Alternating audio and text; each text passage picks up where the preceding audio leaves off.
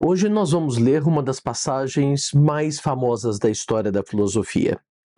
Ela foi escrita há 2400 anos quase, por um dos autores mais importantes da história do pensamento ocidental.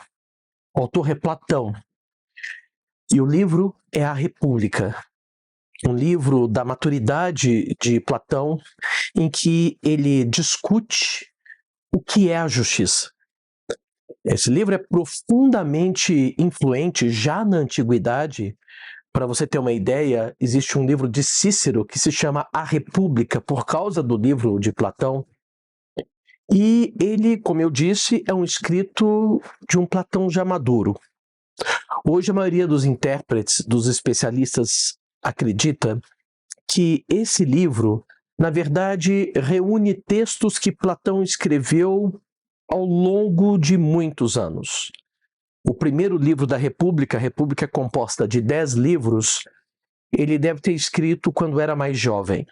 A linguagem é bem diferente, o tom da discussão é um pouco diferente, mas ele reúne tudo num todo homogêneo, tendo como personagem principal Sócrates. Eu digo que é um personagem principal porque uma das características dos escritos de Platão é que Platão geralmente escreve diálogos, que são como peças de teatro para serem lidas. Nessas peças, na grande maioria delas, Sócrates é o personagem principal, e ele geralmente expõe o ponto de vista do próprio Platão. Existem várias edições da República em português. Eu vou usar um que foi estabelecida a tradução pela professora Maria Helena da Rocha Pereira, que é uma portuguesa. Ela é muito boa, mas existem outras muito boas também. E nós vamos ler apenas um fragmento, que é talvez o fragmento mais conhecido da história da filosofia ocidental. É provável que todo mundo que tenha ido à escola, no Ocidente ou no Oriente, tenha lido esse texto. É o mito da caverna. Eu prefiro dizer a alegoria da caverna, porque ele tem, diferentemente de outros mitos, uma natureza autoexplicativa. Platão se ocupa de explicar o significado do mito. Então, talvez a alegoria fosse um termo melhor para descrevê-los. Esse mito da caverna, a alegoria da caverna, discute como é que nós conhecemos a realidade. Aí você pode perguntar o seguinte: o que um livro sobre a justiça tem a ver com isso? Por que Platão interrompe a discussão sobre o que é a justiça para discutir como é que nós conhecemos a realidade? É que, na verdade, isso faz parte do projeto de Platão. Platão acredita que para nós tornarmos a cidade justa, nós primeiro precisamos saber o que é a justiça. E para nós sabermos o que é a justiça, nós precisamos antes compreender como é que nós sabemos algo. Então ele interrompe no meio do livro a narrativa para explicar para o leitor como é que se dá o conhecimento da realidade. O mito da caverna está intimamente ligado ao principal conceito de Platão e à principal teoria de Platão, que é a teoria das ideias. Platão acredita que o mundo seria incognoscível, impossível de ser conhecido, se nós usássemos para isso apenas os sentidos, ou os sentidos. Por quê? Porque existe uma diversidade muito grande no universo. Imagine quantos tipos de flores existem no mundo. Imagine quantos tipos de canetas existem no mundo. Milhões de tipos de canetas, milhões de tipos de flores. Se eu fosse conhecer por meio dos sentidos, eu teria que ter contato com todos eles. Isso é impossível. Então, Platão tem uma estratégia: fechar os olhos, esquecer-se dos sentidos e tentar imaginar qual é o modelo perfeito da caneta ou da flor. E a partir disso, conhecer a realidade. O nome desse modelo é ideia. Essa palavra pode nos enganar, porque ela vem de uma palavra grega que é eidos, que significa forma.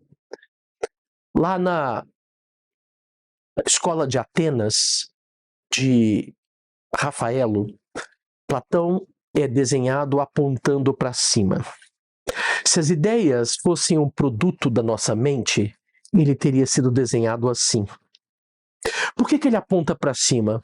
Porque Platão acredita que essas ideias existem em si mesmas, independente do ser humano. Em vários livros, por exemplo, no Timeu, ele diz no céu. Em outros livros, ele fala no inferno. Isso não é muito importante. O importante é que ele acredita que essas ideias existam em si mesmas. Perceba como é que é a estratégia de conhecimento pressuposta por Platão. Se eu quero conhecer a realidade, eu tenho que fechar os meus olhos e pensar qual é o modelo da realidade. É muito impressionante porque essa concepção de Platão está no cerne da Revolução Científica. Foi isso que a Revolução Científica fez nos séculos XV e XVI. Só que ela não fechou os olhos. Ela usou os sentidos como mecanismo, como um ponto de partida e como mecanismo de comprovação dos modelos que são construídos pela ciência. Mas a ciência moderna consiste exatamente nisso, em construir um modelo que explique como funciona a realidade. Deixa eu voltar ao conceito de ideia. Imagine, por exemplo, o círculo. Você já deve ter ouvido um professor de geometria dizer que é impossível desenhar um círculo perfeito.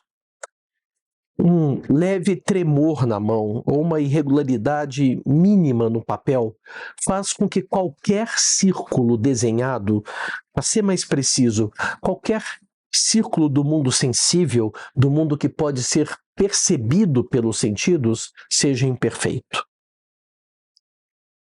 Isso quer dizer que o círculo perfeito não existe? Não. O círculo perfeito existe. Que prova que eu posso dar que existe o círculo perfeito?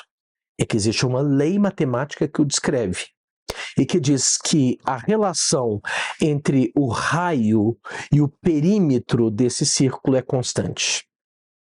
Se você medir qualquer círculo do mundo sensível, nenhum dele vai casar com a fórmula matemática do perímetro ou da área do círculo. Por que não? Porque os círculos do mundo real, do mundo físico, melhor dizendo, são imperfeitos. O círculo que aquela lei descreve é o círculo do mundo das ideias. Essa ideia de círculo é um produto da mente humana? Não. Se o homem não existisse, a proporção entre o raio e o perímetro seria a mesma. Os círculos existiriam mesmo que ninguém os conhecesse. Isso quer dizer que essas ideias são, em primeiro lugar, perfeitas. O que isso quer dizer? Elas não são produto da mente humana, então, se elas existem, é porque elas sempre existiram. E elas não se transformam, elas não evoluem. É claro que Platão não está preocupado exatamente com o círculo. Ele está preocupado com outras coisas mais abstratas, por exemplo, com a justiça. Quer dizer que a justiça não evolui? É exatamente isso que pensa Platão. Platão acredita que a ideia de justiça é imutável. E o que muda é a nossa percepção, o nosso conhecimento, que pode se aproximar ou se afastar dessa ideia. Quando as leis de uma cidade se aproximam da ideia de justiça, a cidade é justa. Quando as leis dessa cidade se afastam da ideia de justiça, essa cidade é injusta. Existe uma terceira característica que é importante para entender o conceito de ideia de Platão. Primeiro, eu disse que essas ideias são modelos, a essência da realidade, que existem em si mesmas, que são conhecíveis por meio da razão, e existe mais um elemento que é importante para Platão. Elas são a causa da realidade. Todos os círculos que existem no mundo sensível são uma tentativa de se copiar o círculo perfeito. Todas as leis que existem no mundo, no universo humano, são uma tentativa de copiar a ideia de justiça. Por que isso é importante? Porque Platão está estabelecendo com isso mais um conceito importante para entender o que são as ideias. As ideias não só são autoexistentes, perfeitas, elas também são normativas. O que eu quero dizer com isso é que a razão, quando conhece as ideias, é que diz como deve ser a realidade, e não o contrário. O fato de todo mundo parar, estacionar em fila dupla, não torna isso legal, justo, correto. Por quê? Porque a razão é normativa. A razão diz que isso está incorreto. Com base nesses conceitos, nós podemos agora ler o texto. A gente vai fazer alguns saltos e eu vou mostrar para você como é que Platão desenvolve essa ideia e algumas coisas que geralmente fogem à nossa leitura quando nós lemos pela primeira vez o texto de Platão. Me acompanhe, deixa eu dar um pouco do contexto do diálogo. Sócrates, como eu disse, é sempre um personagem que representa o ponto de vista de Platão, está na casa de um amigo. Lá ele se encontra com um sofista chamado Trasímaco e discute com Trasímaco no primeiro livro o que é a justiça. Eles não chegam a nenhuma conclusão, mas Trasímaco percebe que ele não sabe o que é a justiça. Aí no livro 2, o diálogo recomeça, mas agora é Sócrates com dois irmãos de Platão, Glauco e Adimanto, que são discípulos de Sócrates. E nesse ponto, Sócrates começa dizendo assim: depois disso, imagina a nossa natureza relativamente à educação ou à sua falta, de acordo com a seguinte experiência. Suponhamos uns homens numa habitação subterrânea, em forma de caverna, com uma entrada aberta para a luz, que se estende a todo o comprimento da gruta. Estão lá dentro desde a infância, algemados de pernas e pescoços, de tal maneira que só lhes é dado permanecer no mesmo lugar e olhar em frente. Esses homens, então, nasceram dentro da caverna e estão aprisionados de tal forma que só podem ver o fundo da caverna. Serve-lhes de iluminação um fogo que queima ao longe, numa eminência, por detrás deles. Platão acredita que esse fogo, uma fogueira, um farol, está dentro da caverna. Entre a fogueira e os prisioneiros há um caminho ascendente. E nessa aula não vou poder discutir a importância dessa palavra ascendente. É que Platão vislumbra dois tipos de dialética, que ele chama de ascendente e descendente, mas hoje eu não vou falar disso. Vou retomar a leitura. Entre a fogueira e os prisioneiros há um caminho ascendente, ao longo do qual se construiu um pequeno muro, no gênero dos tapumes que os homens de Robertos, ou seja, os manipuladores de marionetes, colocaram diante do público para mostrarem as suas habilidades por cima deles. Então Platão está dizendo que os homens olham o fundo da caverna, atrás deles há uma fogueira, e entre a fogueira e eles há um muro. Aí Glauco responde assim: estou a ver, estou vendo. E Sócrates continua: visiona também ao longo deste muro homens que transportam toda espécie de objetos, que ultrapassam estatuetas de homens e de animais, de pedra e de madeira, de toda espécie de labor. Como é natural, dos que os transportam, uns falam, outros seguem calados. Então, Platão está dizendo que aqui está o muro, os homens estão à frente deles e atrás está a fogueira. Mas entre a fogueira e o muro passam pessoas que carregam objetos e esses objetos estão acima do muro, de tal forma que essa fogueira vai projetar a sombra desses objetos no fundo da caverna. Aí Glauco faz uma observação. Estranho quadro, e estranhos prisioneiros são esses de que tu falas.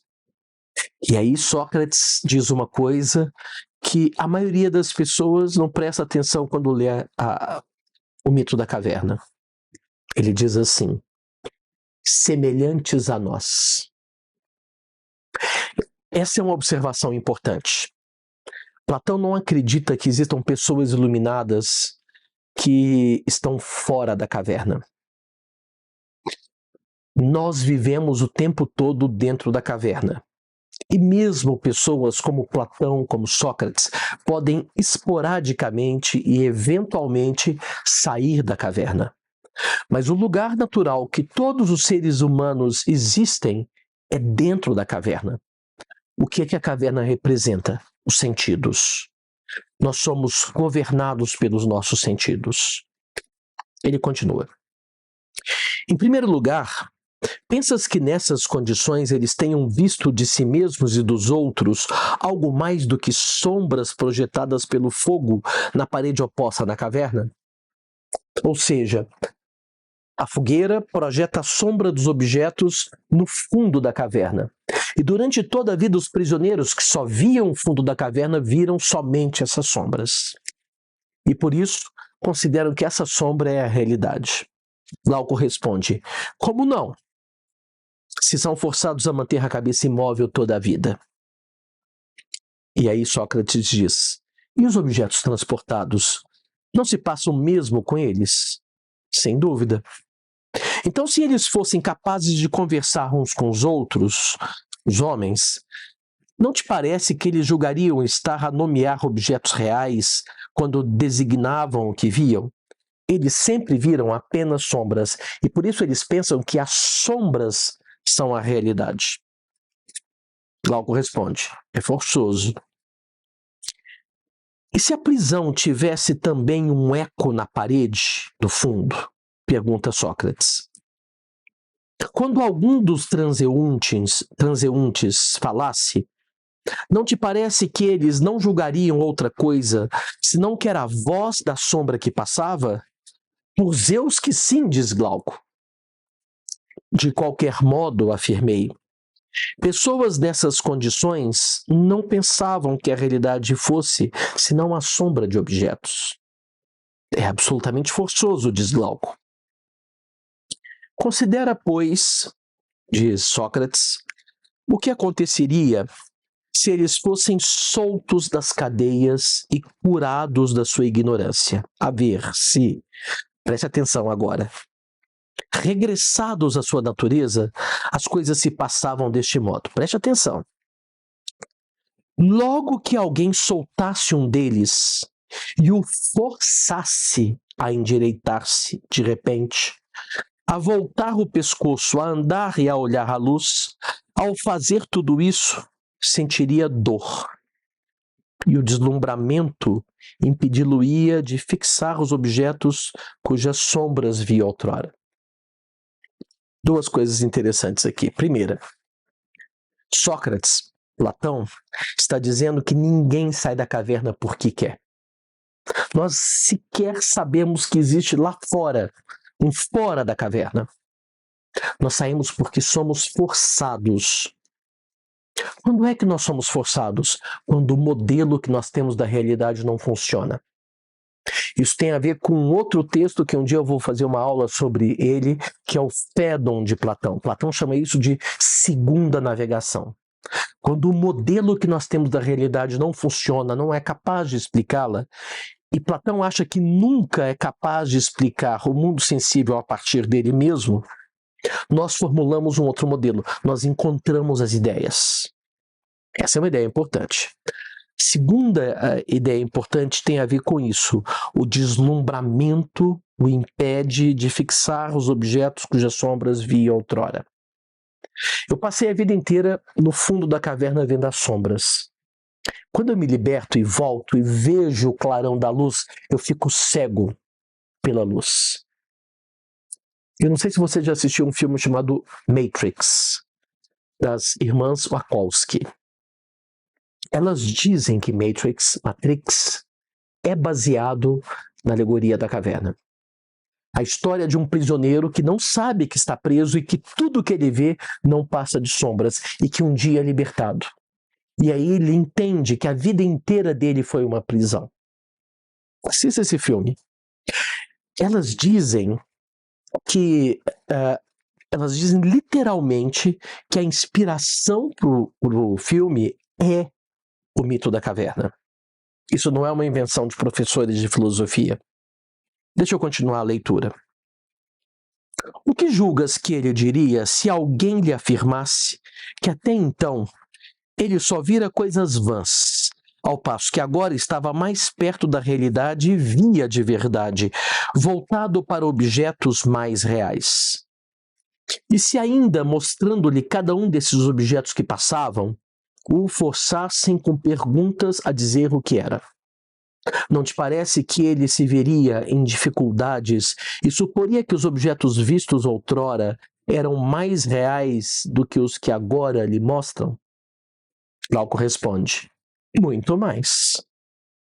A vida inteira eu vi sombras, e agora eu vejo outros objetos. Esses objetos não se encaixam no meu modelo da realidade, que são as sombras. E eu começo a dizer que eles são um delírio, que eles são algo que está completamente fora da realidade, que aquilo não existe. Sócrates continua: portanto, se alguém o forçasse a olhar para a própria luz, doer-lhe-iam os olhos e voltar-se-ia para buscar refúgio junto dos objetos para os quais podia olhar. E julgaria ainda que estes eram, na verdade, mais nítidos do que os que lhe mostravam? Seria assim, responde Glauco. E se o arrancassem? Tá vendo? Tem sempre essa violência. Se o forçassem, se o arrancassem, ninguém sai de onde está voluntariamente. Nós precisamos que algo nos incomode. Nós precisamos primeiro entender que o nosso modelo não é capaz de explicar a realidade. E se o arrancassem dali, à força, e o fizessem subir o caminho rude e íngreme, e não o deixassem fugir antes de o arrastarem até a luz do sol? Não seria natural que ele se doesse e agastasse por ser assim arrastado, e depois de chegar à luz, com os olhos deslumbrados, nem sequer pudesse ver nada daquilo que agora dizemos serem os verdadeiros objetos? Não poderia de fato, pelo menos de repente, responde Glauco. Precisava de habituar-se, julgo eu, se quisesse ver o mundo superior. Platão agora está descrevendo o mundo fora da caverna. Imagine que alguém seja libertado do fundo da caverna e agora, num ato mais radical, é levado para fora da caverna. Precisava de se habituar, julgo eu, se quisesse ver o mundo superior. Em primeiro lugar, olharia mais facilmente para as sombras. Depois disso, para as imagens dos homens e dos outros objetos, refletidos na água, e por último para os próprios objetos. A partir de então, seria capaz de contemplar o que há no céu e o próprio céu, durante a noite, olhando para a luz das estrelas e da lua mais facilmente do que se fosse o sol e o seu brilho de dia. Quando nós saímos da caverna, nós precisamos acostumar o nosso olhar. E o treinamento filosófico consiste nisso. É muito interessante a ideia de Platão, vou voltar nela daqui a pouco. Continuo. Finalmente, julgo eu, de Sócrates, seria capaz de olhar para o sol e o contemplar, não já a sua imagem na água ou em qualquer sítio, mas a ele mesmo, no seu lugar.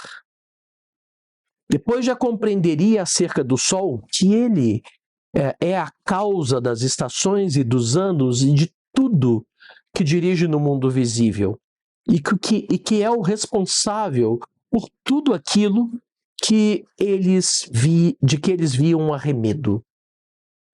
É muito interessante o que Platão está dizendo. Platão está dividindo o universo em duas regiões. Dentro da caverna, o mundo conhecido pelos sentidos, e fora da caverna, o mundo conhecido pela razão. O que muitas pessoas não percebem é que ele também divide esses dois mundos em dois submundos.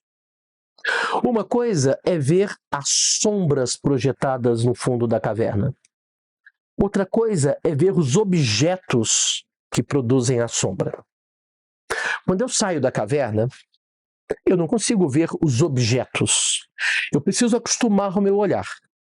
E eu faço isso vendo o reflexo dos objetos, por exemplo, numa lagoa, ou a sombra desses objetos no chão. Só depois que meu olho estiver acostumado é que eu posso ver os objetos. E só depois de muito tempo é que eu posso ver o sol. O conhecimento dentro da caverna, Platão chama de doxa, opinião. Por quê? Porque sobre coisas que estão mudando eu só posso ter opiniões. O conhecimento fora da caverna é chamado de episteme, conhecimento verdadeiro. Só que cada um deles se divide em dois tipos.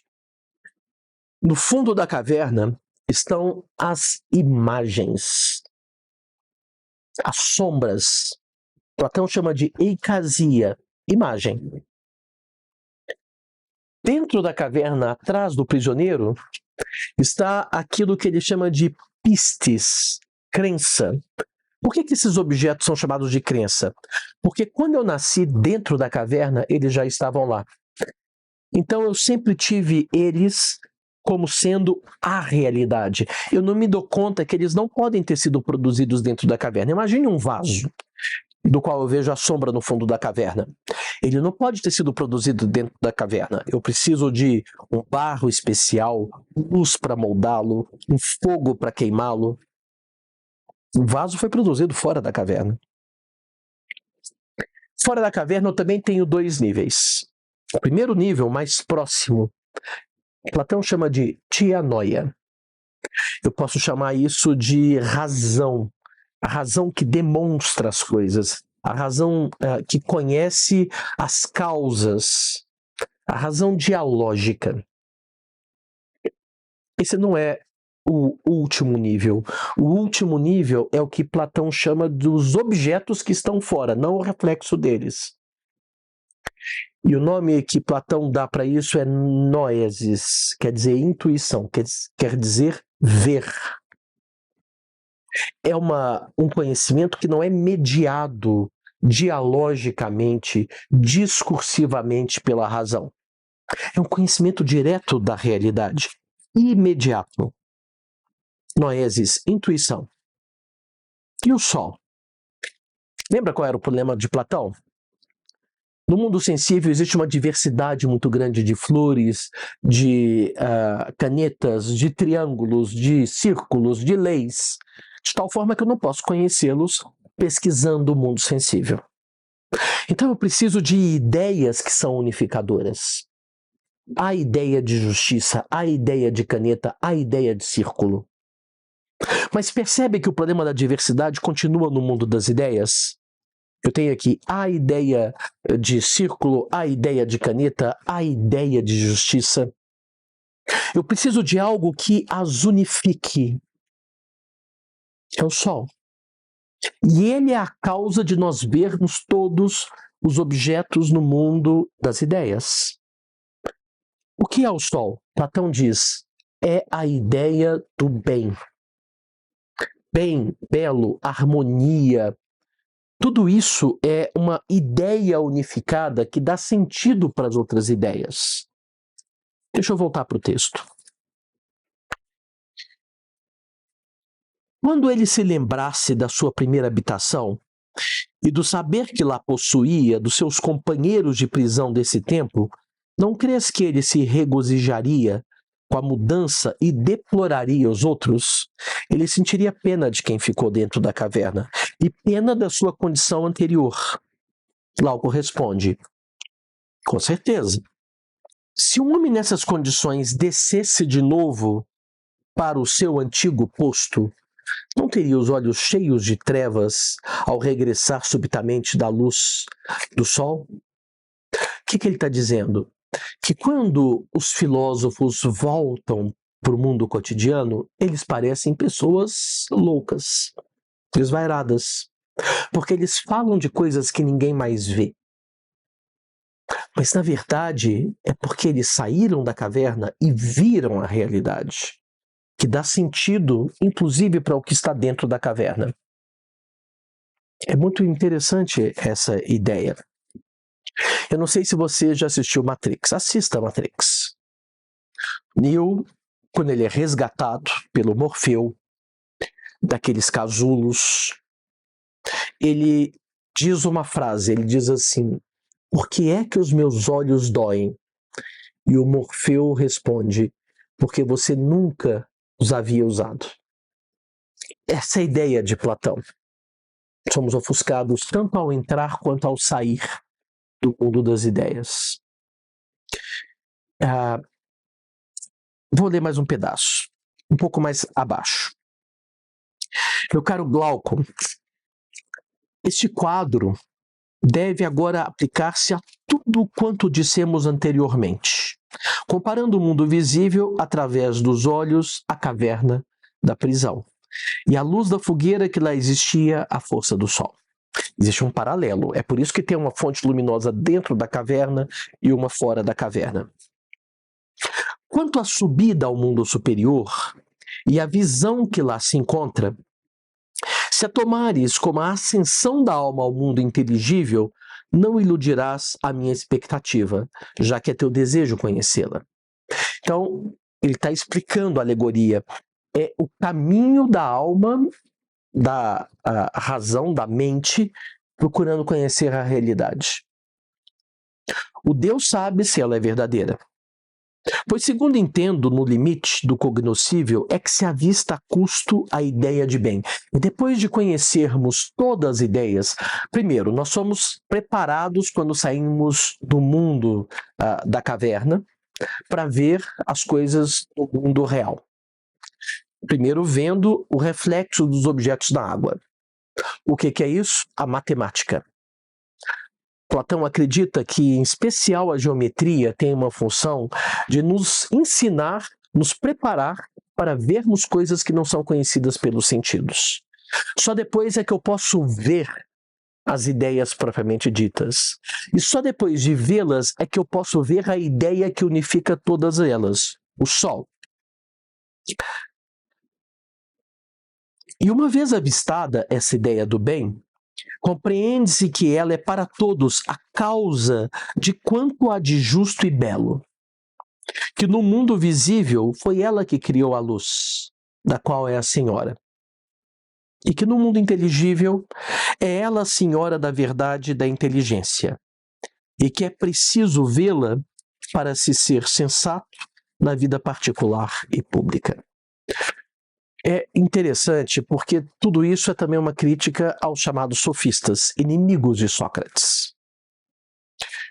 Os homens comuns veem as sombras no fundo da caverna. Alguns homens se libertaram e descobriram que as sombras no fundo da caverna não passam de um reflexo, uma sombra desses objetos. Mas eles pararam aí. Sócrates, ao contrário, saiu da caverna e percebeu que mesmo esses objetos que originam a sombra são produzidos fora da caverna, são iluminados por algo que está fora da caverna, que é o Sol. É muito interessante porque essa teoria de Platão, como eu disse, ela tem influências profundas na literatura, na filosofia. Existe um pensador do século XX, Whitehead, que diz que toda filosofia ocidental é notas de rodapé aos textos de Platão. Eu não digo que chegue a tanto, mas Platão é um autor fundamental. Ela é muito influente, por exemplo, como eu disse, no modelo da ciência moderna. O que a ciência moderna faz é exatamente pressupor um modelo perfeito que explique a realidade. Isso é tema para um outro vídeo, para uma outra aula. É que as leis científicas não descrevem o mundo físico. Elas descrevem o mundo ideal. A gente vai voltar a falar disso um outro dia.